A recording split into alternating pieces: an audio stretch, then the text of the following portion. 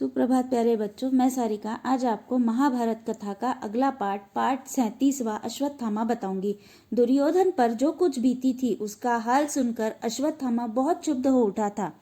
उसके पिता द्रोण को मारने के लिए जो कुचक्र रचा गया था वह उसे भूला नहीं था। वह उस स्थान पर जा पहुंचा जहां दुर्योधन मृत्यु की प्रतीक्षा करता रहा। दुर्योधन के सामने जाकर अश्वत्थामा ने दृढ़तापूर्वक प्रतिज्ञा की कि वह आज ही रात में पांडवों को नष्ट करके रहेगा। मृत्यु की प्रतीक्षा करते हुए दुर्योधन ने जब यह सुना तो उसका पुराना वैर फिर से जागृत हो गया और उसे कुछ प्रसन्नता भी हुई। उसने आसपास खड़े हुए लोगों से कहकर अश्वत्थामा को कौरव सेना का विधिवत सेनापति बनाया और बोला, आचार्य पुत्र, शायद मेरा यह अंतिम कार्य है। शायद आप ही मुझे शांति दिला सकते हैं। मैं बड़ी आशा से आपकी राह देखता रहूंगा। सूरज डूब चुका था, रात हो गई थी।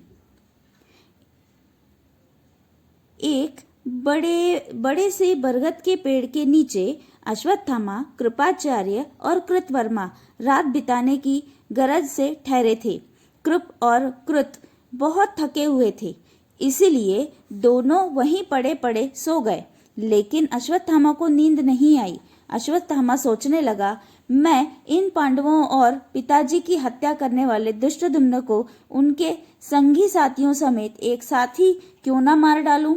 अभी रात का समय है और वह सब अपने शिविरों में पड़े सो रहे होंगे। इस समय उन सबका वध कर डालना बहुत सुगम और सरल होगा। अश्वत्थामा ने कृपाचार्य को जगाकर उनको अपना निश्चय सुनाया।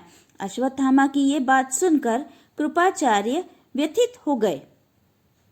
वह बोले, अश्वत्थामा, सोते हुओं को मारना कभी भी धर्म नहीं हो सकता। तुम यह विचार छोड़ दो। यह सुनकर अश्वत्थामा झल्लाकर बोला, अब आपने भी क्या यह धर्म की रट लगा रखी है। दृढ़तापूर्वक अपनी इच्छा जताकर अश्वत्थामा पांडवों के शिविर की ओर जाने के लिए उठ खड़ा हुआ। यह देखकर कृपाचार्य और कृतवर्मा भी अश्वत्थामा के साथ हो लिए। आधी रात बीत चुकी थी। पांडवों के शिविर में भी सभी सैनिक मीठी नींद में सो रहे थे। अश्वत्थामा पहले दुष्टद्युम्न के शिविर में घुसा और उसने सोए हुए दुष्टद्युम्न को पैरों तले ऐसा कुचला कि वह तत्काल ही मर गया। इसी प्रकार सभी पांचाल वीरों को अश्वत्थामा ने कुचलकर भयानक ढंग से मार डाला और द्रौपदी के पुत्रों की भी एक एक करके हत्या कर दी। कृपाचार्य और कृतवर्मा ने भी इस हत्याकांड में अश्वत्थामा का हाथ बटाया। वहां तीनों ने ऐसे अत्याचार किए जैसे कि अब तक किसी ने सुने भी न थे। उन्होंने वहां आग लगा दी। आग भड़क उठी और सारे शिविरों में फैल गई। इससे सोए हुए सारे सैनिक जाग गए और भयभीत होकर इधर उधर भागने लगे। उन सबको अश्वत्थामा ने बड़ी निर्दयता से मार डाला। दुर्योधन के पास पहुंचकर अश्वत्थामा ने कहा, महाराज दुर्योधन, आप अभी जीवित हैं क्या? देखिए, आपके लिए मैं ऐसा अच्छा समाचार लाया हूं कि जिसे सुनकर आपका कलेजा जरूर ठंडा हो जाएगा। जो कुछ हम लोगों ने किया है उसे आप ध्यान से सुने। सारे पांचाल खत्म कर दिए गए हैं। पांडवों के भी सारे पुत्र मर गए। पांडवों की सारी सेना का हमने सोते में ही सर्वनाश कर दिया। पांडवों के पक्ष में अब केवल 7 ही व्यक्ति जीवित बच गए। हमारे पक्ष में कृपाचार्य, कृतवर्मा और मैं 3 ही रह गए हैं। यह सुनकर दुर्योधन बहुत प्रसन्न हुआ और बोला, गुरु भाई अश्वत्थामा, आपने मेरे